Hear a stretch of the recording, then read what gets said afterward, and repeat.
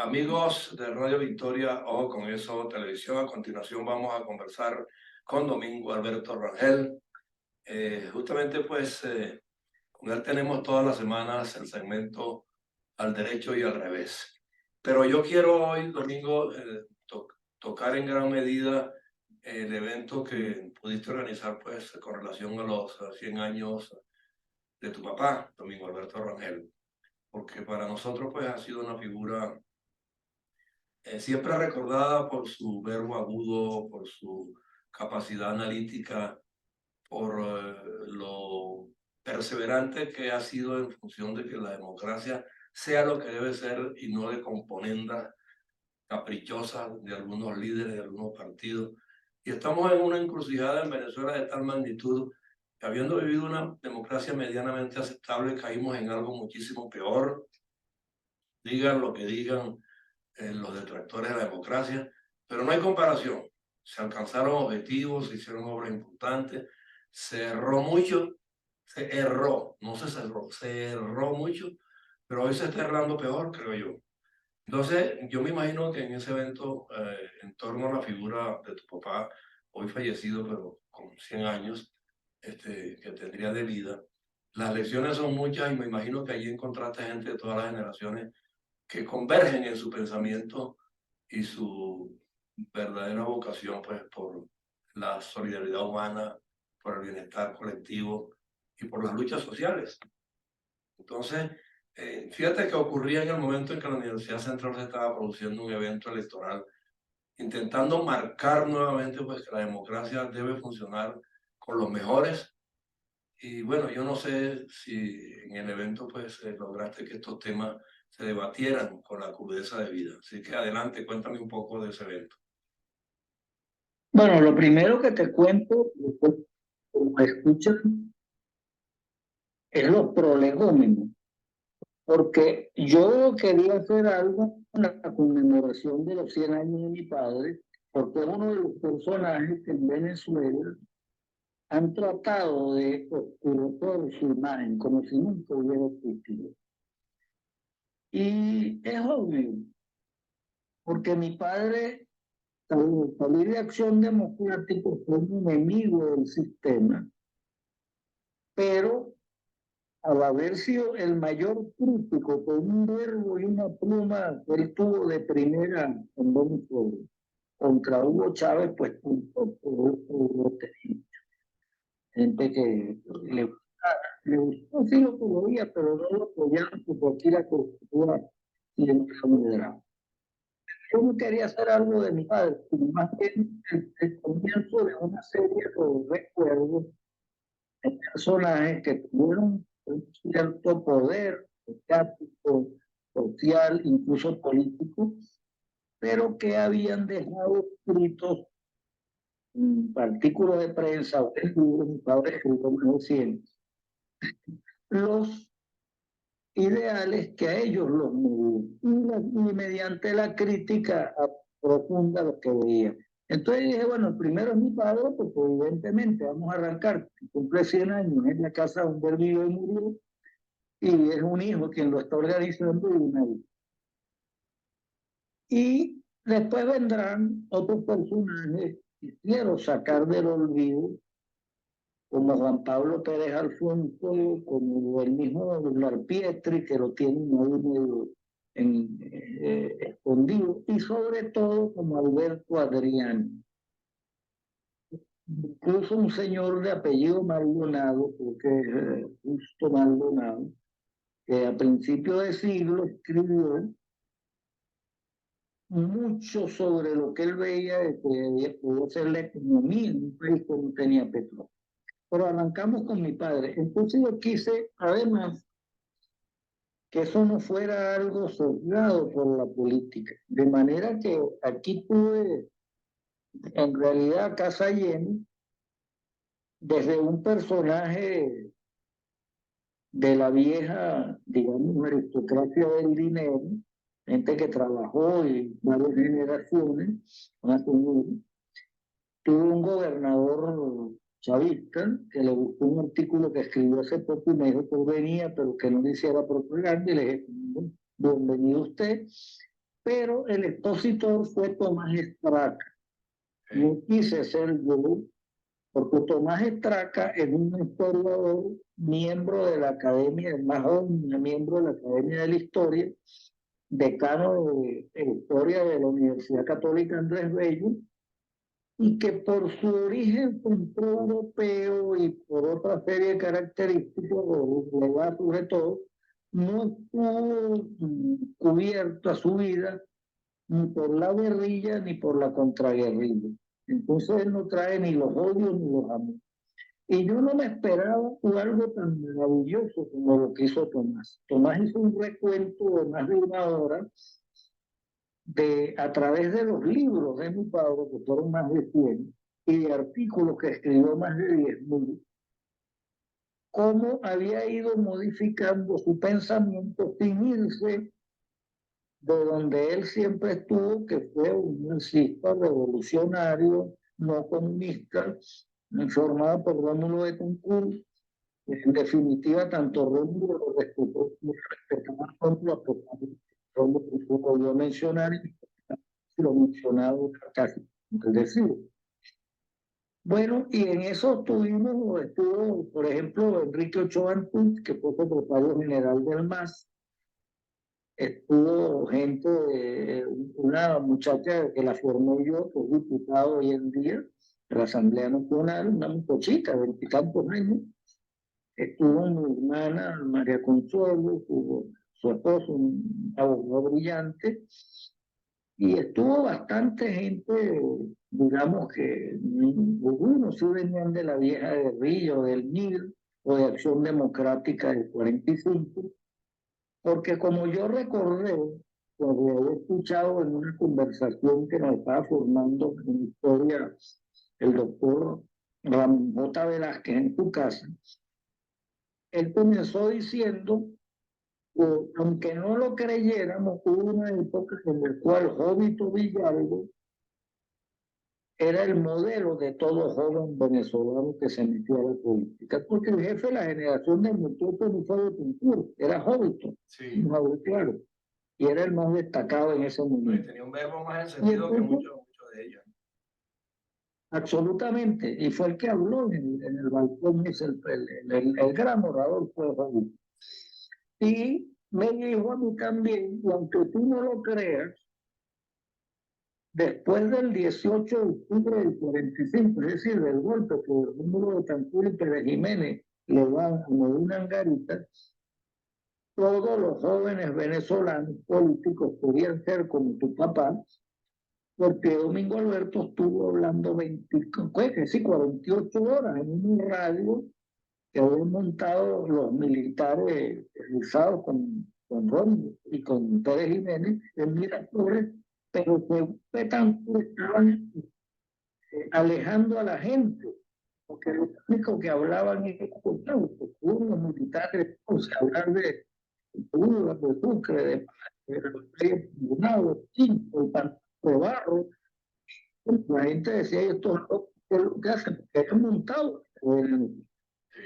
Fue tan curtido en ese punto mi padre, a pesar de que había tiroteo en la calle todavía, no se sabía quién ganaba, tomar el control de la radio y ahí estuvo un personaje desconocido que usa Venezuela, un señor que venía de Tobar, Estado Nuevo, Domingo Alberto Rangel, hablando 48 horas. Bueno, con esa propaganda, evidentemente, que lo que nos dijo Ramón J. Velázquez tiene mucho gusto de ser real.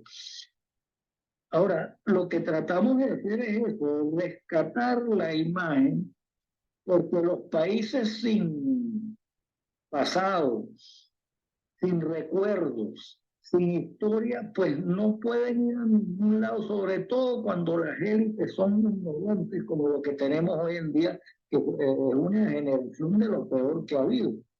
Que le ha dado la razón a Bolívar cuando dijo que Bogotá era una universidad y Caracas un cuartel. Sí. Y dijo que Bolívar conocía los cuarteles porque era militar. Lo dijo elogiosamente, por supuesto. Nos colocó la capital en Bogotá, por odio a su Caracas querida y hermana todavía, sino por razones de realismo político. Entonces, eso es lo que hemos tratado de que se entienda que en 23 años de pugna, de polarización politiquera, no se ha ganado nada, nos hemos vuelto más pobres y hemos olvidado a personajes que podrían haber servido para lograr coincidencias entre los que están enfrentados en la política. Mi padre, que muchas cosas dijo sobre la corrupción y otras sobre la economía, Arturo Urrecuetri, que también hablaba de cómo la sociedad tenía que funcionar, Alberto Adriani, que hablaba también del valor del Bolívar para que Venezuela pudiera despegar, algo que muerto Gómez, ya a punto de morir, no hizo caso tampoco. Bueno, Gómez no era Múltiplo Gómez en realidad, sino que el viejo Gómez, ya moribundo, firmó lo que llamaron después el decreto de Tinoco, no el Tinoco que fue presidente del Banco Central como el anterior. Fue un decreto que acabó con la industria nacional en Venezuela, que ya había, que a pesar de que no había petróleo, podemos tener una guerra federal que fue lo más estúpido, desangrante, fue peor que la independencia, que en nosotros la independencia fue sangrienta, porque no, en ningún país de esto hubo un líder popular como Gómez para enfrentar a un líder más bien patricio como el Libertador. Claro. Y muerto Gómez, el Libertador es que se da cuenta que él tiene que ser el jefe de los patas en el suelo, del pueblo. Pues. ¿Sabes una cosa que yo siempre he considerado? Porque, bueno, yo desde muchacho me gustaba mucho leer y papá nos enseñó eso también. Y bueno, eran de esos autodidactas pues, que de alguna manera se identificaban con esos líderes que de alguna manera fueron los que establecieron la dialéctica y la diatriba política como una manera de crecer desde el punto de vista del conocimiento de las doctrinas universales y de las ideologías y de las distintas tendencias que unas son coincidentes, otras no, pero pareciera que todas en el tiempo se han marcado al comienzo como los salvadores de la patria y de los pueblos, pero al final todos desvían los objetivos. Yo creo que en la democracia venezolana, los únicos 40 y pico de años que tuvimos, la presencia de tu papá en la confrontación con los grandes líderes, o sea, de alguna manera inspiró a los jóvenes también a sentir que se podía cuestionar a los gobiernos, que se podía confrontar a los líderes por muchísimas razones y muchísimas historias que tuvieran encima, porque es que en la política el día a día es cambiante y puede ser cambiante siempre, ¿no? Y hay que tener a la mano las herramientas lexicográficas, históricas, ideológicas para poder debatir, porque si no el debate no existiera, no tendría sentido, ¿no? Si dejas que solamente los gobiernos establezcan las normativas, nada más. Claro, en el campo de las universidades que tú mencionaste, que a pesar de que yo las expectativas se superaron, pues por supuesto que mucha gente que ha podido venir estaba en la elección universitaria. También. Y alguien me decía esta mañana que el chavismo no había sacado mucho, que era de a poquito, que no iban a ganar. Yo le dije, pues claro, el chavismo no tiene nada que decirle a la juventud.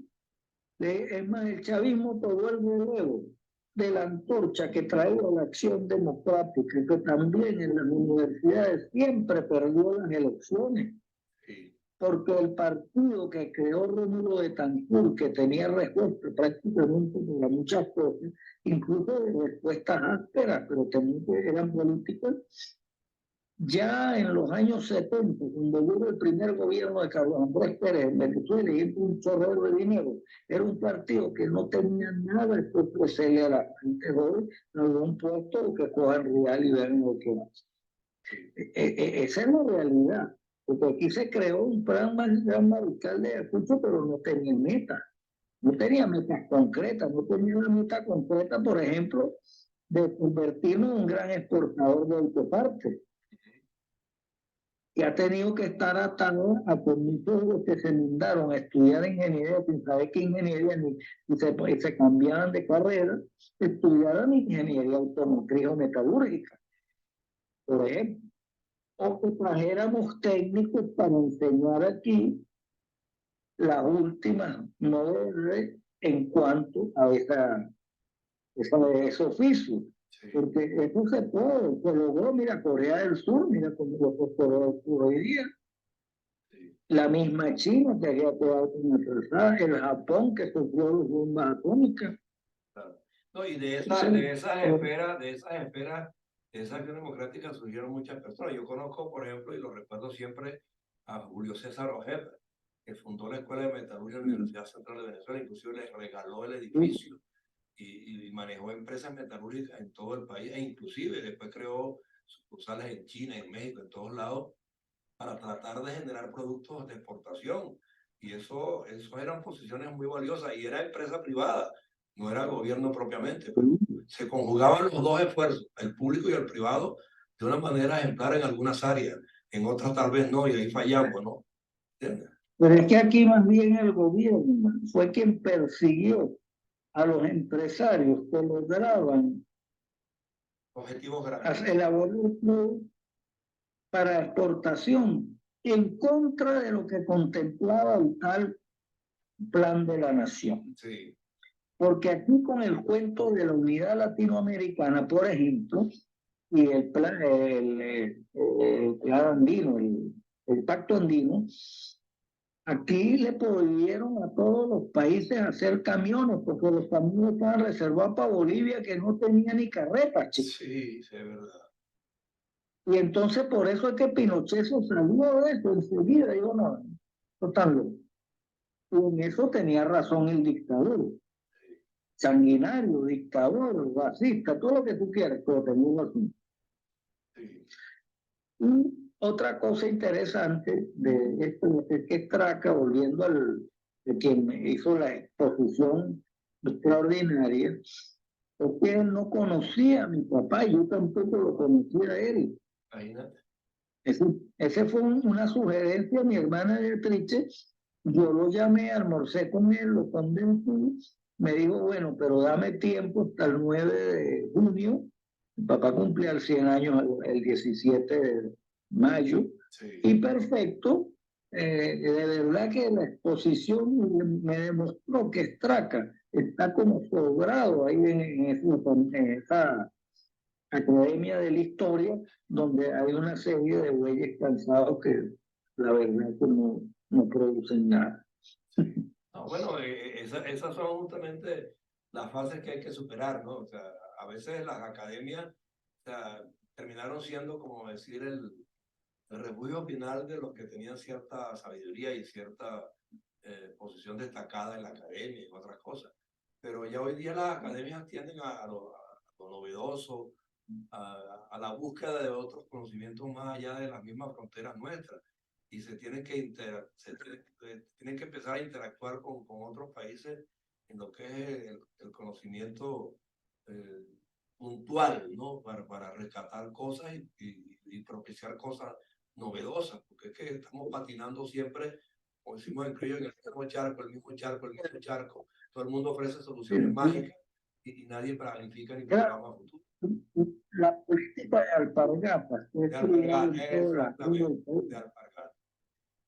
entró en las academias, entró en los académicos que muchos son unos burros en política, los pusieron a opinar estupideces.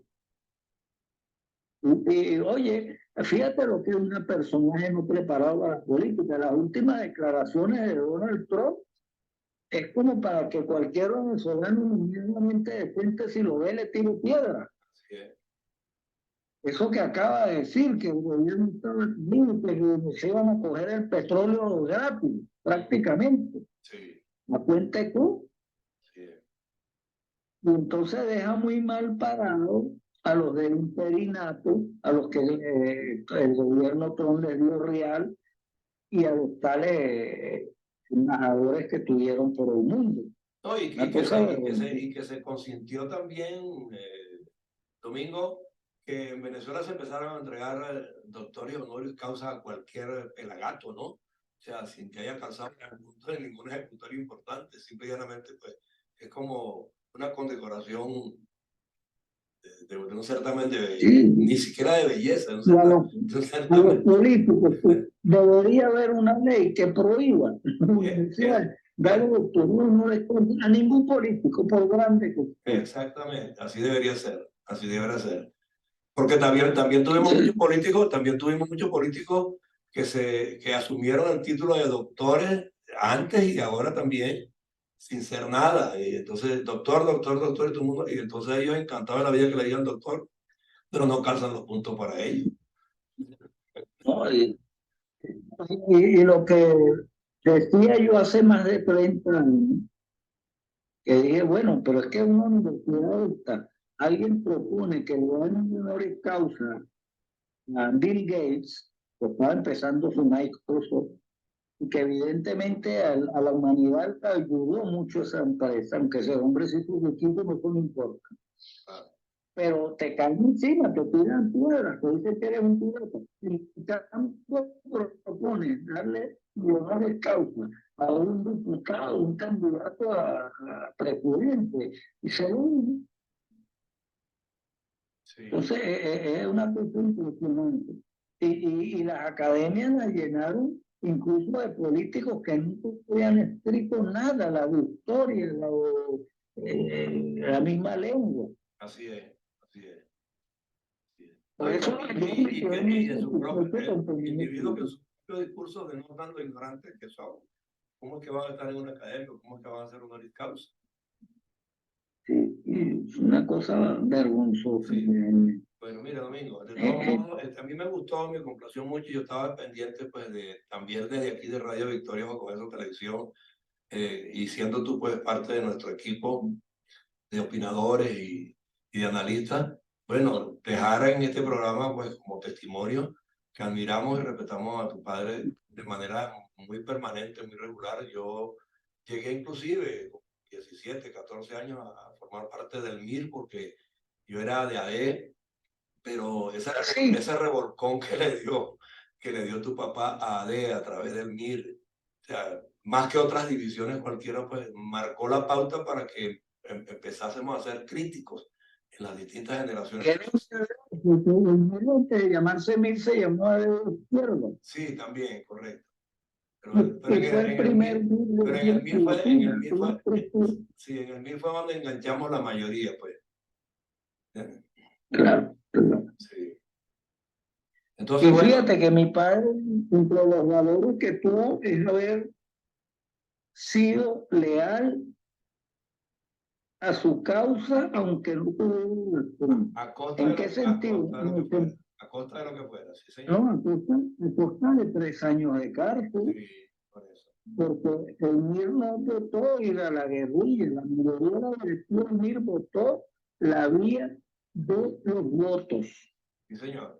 Y el Partido Comunista también. Y fueron Teodoro Pecot, del Partido Comunista, y Américo Martín, los dos ya muertos, que se fueron a Cuba y se fueron a compartir con Fidel Castro, que en contra de la opinión de los soviéticos Sí. les dio armas para montar aquí guerrillas, y en contra de la opinión del Che Guevara, que a pesar de que era ventidero, guerrillero, todo lo que tú quieras, él había vivido aquí y decía que este país tenía una democracia muy joven, que había luchado mucho tiempo por una democracia y que no podían levantarse apenas estaba formado. Así es.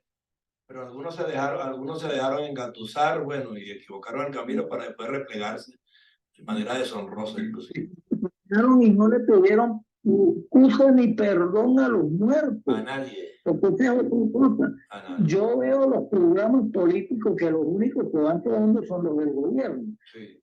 Entonces los del gobierno tienen por sistema, sobre todo el de Diosdado Cabello, nombrar los muertos que hubo en los 40 años, que no son ni siquiera tantos cuando tú los pones en sumar, Sí. pero fueron muertos de verdad que iban en una guerrilla por estar creyendo en Américo Martín y en Teodoro Pecot. Así es. Sí. Bueno, Domingo, mira, de verdad, pues, yo sé que inclusive este evento de tu papá de estos 100 años ahora va a dejar cola porque seguro va a estar en el tapete de discusión nuevamente, pues, sus ideales, su forma de proceder, su integridad política, y ojalá que muchos de los nuevos líderes pues entiendan que se requiere de muchísima firmeza en los postulados que se defienden y no convertirse pues, en banderías de negociaciones que son los que han desnaturalizado la verdadera política como la que tu padre y esos fundadores instauraron. Sí, y me gustaría mencionar un toque de esperanza, que no tiene que ver con nosotros, sino con una película que la trajeron desde Bogotá, que tenía relaciones con la República Checa.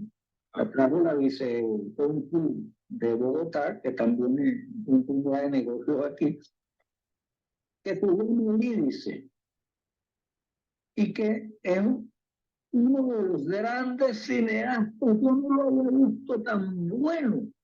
Es el Román Polanski de este siglo.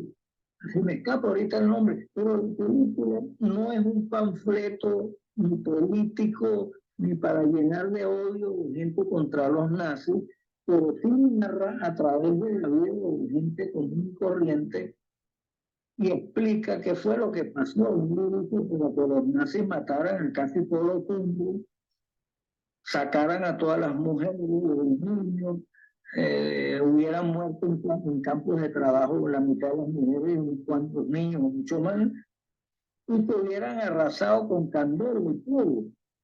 Pero lo hace de una forma tan poética, tan bella, que tú no sales ahí, tú sales rechazando la idea del totalitarismo, de los nazis y de los comunistas, por supuesto, Claro. pero no con el odio. Porque yo insisto, aquí hay que procurar acabar con los odios. Si no acabamos con los odios, un país dividido termina en guerra Hay que civil. acabar con los odios porque es la única manera de avanzar y las guerras realmente no le favorecen a nadie, ni en el presente ni en el futuro. Eso de que a través de la guerra se aviene luego la paz, yo no creo en eso. Yo creo que la paz se construye y sobre ella no debería cabalgar ninguna otra fórmula de solución para los problemas de la humanidad. No, y el cuento de, creo que no me acuerdo si fue de Lenin o Omar, que dijo que la guerra era la parte de la historia, lo escribió. Bueno, en algunos casos sí, pero fíjate que la democracia pacíficamente le dio mucho más al hombre que la guerra. Así es. Todo lo que la civilización ha dado en el último siglo para que viva mejor el obrero, para que esté más segura la empresa, la familia, las telecomunicaciones, las vías de... Todo eso se hizo pacíficamente, no fue por guerra. ¿No? Y que todos tengamos derecho a expresarnos libremente. Eso Exacto. es una necesidad existencial que no tiene por qué condicionarla ni atenazarla a nadie. Al fin y al cabo, pues si tú no estás de acuerdo conmigo, simplemente te volteas y te vas y no me oigas. O si quieres debatir, pues debate, pero también en los mismos términos, con la residumbre que quiera, pero respetando al interlocutor, pues y punto. Y si no tienes razón, en el peor de los casos, dices, bueno, déjame pensar, y consultar un libro, Wikipedia, lo que sea, pero en ese momento no puedo responder. Exactamente, así es. Bueno, amigos, de verdad, pues bueno, yo creo haber también pues logrado sumarme a ese homenaje a tu padre en los 100 años, en este programa que bueno, queda aquí registrado pues como el testimonio de este servidor como comunicador social, porque yo a veces me gusta tomar partido porque yo también tengo sentimientos, tengo afectos, tengo desafectos. Conozco mucha de la historia de Venezuela. Mi papá también fue de esos que como autodidacta y todo, Claro. pues, se enfiló siempre hacia lo correcto, lo lineal. Y esas generaciones, pues como la de tu padre y otras tantas, pues no se pueden dejar de lado en estos momentos cruciales. Hay que reflotarlo para que las nuevas generaciones también comparen y se puedan inspirar en cosas valederas, no en caprichos y en antojos y en las modas, sino que históricamente. Sí. Porque eso que están haciendo los estudios, que es un lavado cerebral a a la gente joven, es inaceptable. Sí. Que le estén metiendo las guerras de los superhéroes, Yo iba a gente joven, pero gente como de 20 o 30 años, discutiendo sobre personajes inexistentes, sobre Super Niña, o la Sí, Mujer Maravilla, sí, eso, que sí. están discutiendo sobre lo inexistente, eso no existe. Así es, sí, sí, eso tiene que terminar por algún lado. Hay muchas cosas superfluas que están copando la escena día a día y se pierden horas enteras discutiendo sobre cosas que no tienen sustancia ni en el presente ni la tendrán en el futuro, porque se ve que son temas baladíes. Yo creo que tenemos que ir a lo profundo del pensamiento y a cultivarnos más. Pero es un punto, Antonio, y es internacional. Cuando tú en Venezuela tienes un locutor o locutora que están en su periodista, Sí, te das cuenta que fueron los mismos que llevaron prácticamente un video que hubo en Venezuela a que se empobreciera nuestra sociedad y sin pedir permiso, ni perdón, ni nada, un seguido adelante con ese plan. Y ahora tiene otra cosa muy perversa, que es decirle a los niños de kinder, de preparatorio, que el sexo no es una cosa definitiva ni natural, que tú puedes escoger que te dé la gana y que el estudiante tiene que pagar el cambio de sexo como si aquí hubiera plata, aquí no hay plata a veces ni pasar una operación muy simple. ¿Qué es eso? sí. No, hay otra consigna que se esgrime mucho y la utiliza todo el mundo para ganar adeptos, es la pobreza, tal. Pero yo creo que peor que la pobreza de la gente en un momento dado es la pobreza intelectual, porque la pobreza material es producto pues de que no se le pone empeño al día a día y a la lucha por las cosas propias y de familia y del entorno. Claro. Entonces la pobreza intelectual para mí es más peligrosa todavía, porque permite que muchos improvisados copen escena, se conviertan en líderes de todo tipo, comunales, políticos, empresariales, y definitivamente eso trastoca cualquier proyecto grande a futuro, porque sin intelectualidad no hay sostenimiento en el tiempo de nada que tú emprendas, ¿entiendes? Y sobre todo en la base que es la familia que ha sufrido ataques por bárbaros en los últimos tiempos. Porque yo, por ejemplo, soy liberal. Yo en muchas condiciones me parece que el aborto es una solución. Sí. Pero yo no creo que a la familia voy a criticarla para acabarlo. Así que es muy fácil divorciarse y que menos mal, ¿no? No, no, No. lo que es difícil es casarse para que usted vea que es un paso serio, no es una cosa cualquiera de bueno, primero. Exactamente. Pero ahí es donde ocurren las cosas y todo se distorsiona. Cuando hay uno de los factores que no tiene la intelectualidad suficiente, la racionalidad y el equilibrio mental, cualquier cosa, por muy bien intencionada que haya sido, se quebranta. Así de sencillo. Y basta que Ahí una de sí, las partes en juego, o sea, como dicen en criollo, pataque la gorra, como dice el deporte, ¿no? Porque entonces todo puede terminar mal, porque tienes atrás una cantidad de fanáticos en la grada que son capaces de incendiar la pradera, ¿no? pero para eso hay que formar, el líder tiene que estar formado, pero los que están al lado de él también. Claro, Y yo con el curso del tiempo veo el caso de Rómulo Betancourt y quienes tenía a su lado. sí. Oye, es un hombre muy bien formado. E incluso yo recuerdo haberle escuchado en la universidad a Pedro Pescón, que estaba hablando con un grupo de políticos jóvenes, y entonces él decía que él se había mudado para Puerto Ordaz para dar ejemplo y que se había llevado un Volkswagen. Fue en los años 70, cuando estaba el boom petrolero en Venezuela. Sí, Y que en una reunión con los obreros de Matanza, lo invitaron y a él le pareció extraño porque eran sindicatos maderos. sí, Entonces él fue a hablar en contra de Rómulo Betancourt porque le había rebajado el 10% a todos los empleados, empezando por el público, el salario. Porque la situación que vino después de la caída de Pérez Jiménez, financieramente fue muy difícil en Venezuela. sí, La gente se lo olvidó, no nunca lo estudió, ni se lo dijeron, ni le dijeron por qué. Ahora bien, el mismo Pecos dijo que a él hablaba y no lo aplaudían. Y entonces, cuando preguntó al el que lo invitó, Mire, ¿por qué a ustedes no les gustó? No les gustó, que no aplauden. El tipo cogió el micrófono, un obrero de esos fuertes, y dijo, no, Catire, lo que usted está hablando nos gusta mucho. Lo que pasa es que usted habló al principio y siempre contra Rómulo Betancourt. Y sabe una cosa, Catire, lo dijo el obrero ese de Matanza, de Sidor. Si Rómulo Betancourt nos bajó el 10% a todos, por algo será. Por algo será, exactamente. Y aquí cabe un inciso para cerrar, y es que parece mentira. Betancourt y todos esos líderes que lo rodeaban, aparte de eso, eran autodidactas, ni siquiera tenían, la mayoría de los que lo acompañaban, carrera universitaria ni nada por el estilo, pero eran autodidactas formados en las familias mismas, que eran respetables, que eran respetuosas y que al mismo tiempo sabían lo que era y había que luchar para ganarse la vida, ¿no?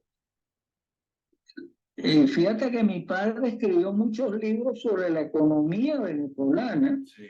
Y mi padre era abogado que nunca litigó. Exacto. Por cierto. Sí, señor. Entonces, bueno, esos son los temas que a mí me gusta tocar aquí y que, bueno, vamos a seguir profundizándolo en la orientación que yo siempre te he dicho que tenemos en esta plataforma, pues, ¿verdad? Y ya tú, semana a semana, tú tienes tu programa aquí al derecho y al revés. Y bueno, y hoy... Otras plataformas, casi no repetir la politiquería, la peleadora, sin razonamiento, y sin llegar a nada. No. Nosotros tenemos que sacar conclusiones, o por lo menos que las saquen las audiencias. Las audiencias aprendan algo. Esto les sirva de temas pedagógicos, por lo menos, y es la idea. Claro. Bueno, Domingo, un abrazo. De verdad me complace mucho pues, que estés contento. Que estés contento con la comparecencia que tuviste y con el evento que tocaste. Y bueno, y para adelante, que aquí estamos acompañándote siempre. Te me cuidas. Muchas gracias. Gracias.